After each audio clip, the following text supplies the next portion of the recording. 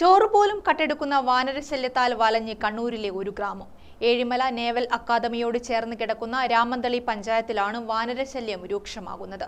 ഇന്ത്യയിലെ തന്നെ പ്രധാനപ്പെട്ട നാവിക അക്കാദമിക്കായി സ്ഥലം ഏറ്റെടുത്ത 1980കളിൽ തുടങ്ങിയതാണ് ഇവിടുത്തെ നാട്ടുകാരുടെ ജീവിത പ്രശ്നങ്ങൾ. കുടിയിറക്ക് ഭീഷണിയും മാലിന്യ സംസ്കരണ പ്രശ്നവും വന്യമൃഗശല്യവും വർഷങ്ങളായി ഇവിടുത്തുകാർ പറഞ്ഞു മടുത്തതാണ്. ഇതിൽ വാനരശല്യത്തിന്റെ കാര്യം മാറ്റമില്ലാതെ തുടരുന്നു എന്നതാണ് സത്യം.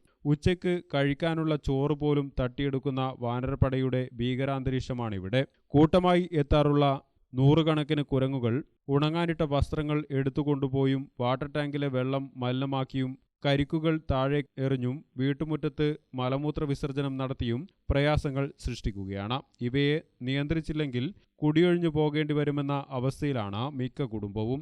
കുരങ്ങുകളുടെ കൂട്ടത്തോടെയുള്ള വരവ് കാർഷിക മേഖലയെ പൂർണ്ണമായും ഇല്ലാതാക്കിയിരിക്കുകയാണ്. ചീരയും ചേമ്പും കപ്പയും വളർത്തേണ്ട ഡിസംബർ മുതലുള്ള കാലയളവിൽ ഇവർ പതിയെ കാടിറങ്ങും. പിന്നെ പിടിച്ചുകെട്ടാൻ പറ്റാതെയുള്ള വാനര ശല്യമാണ്. തങ്ങൾ നട്ടുവളർത്തിയ ഒരു കൃഷിയും ബാക്കിയില്ലെന്നും വിഷമടിച്ച പച്ചക്കറി കഴിക്കേണ്ട സാഹചര്യമാണെന്നും പ്രദേശത്തുകാർ പറയുന്നു. തീയിട്ടും പട്ടിയെ വളർത്തിയും കുരങ്ങന്മാരെ നേരിടുന്ന ഇവർക്ക് തേങ്ങ പറിക്കുക എന്നത് സ്വപ്നമായി മാറിയ സ്ഥിതിയാണ്.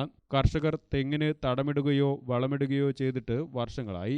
ഇളനീരാകുമ്പോഴേക്കും കുരങ്ങുകളെത്തി കൂട്ടത്തോടെ നശിപ്പിക്കുകയാണെന്ന് ഇവർ പറയുന്നു. ശല്യം തന്നെയാന്ന് വെച്ചാൽ വീട്ടിൻ്റെ അകത്ത് വരെ വാതിൽ തുറന്നു വെച്ചിട്ട് ഇപ്പുറത്തേക്ക് അലക്കിയത് ആറിയിടാൻ പോയിട്ടുണ്ടെങ്കിൽ അകത്ത് കുരങ്ങാന്ന്. ഫുഡെല്ലാം എടുത്തിട്ട് പോവുക, ചോറ് വാർത്ത് നീർത്തിട്ടിട്ട് എല്ലാം കൂടെ കളയുക. പിന്നെ അലക്കി ഒരു തുണി അയലിൻ്റെ മുകളിൽ വെക്കൂല. എല്ലാം പുറത്ത് ഒരു സാധനം വളപ്പിൽ വെക്കൂല. അത്രയും ദ്രോഹമാണ്. അപ്പോൾ നമ്മ ഇപ്പോൾ 2-3 വീട്ടുകാർ കൂടിയിട്ട് അവർ പഞ്ചായത്തിന് 2 കൂട് വെച്ചിട്ടുണ്ടായിനി.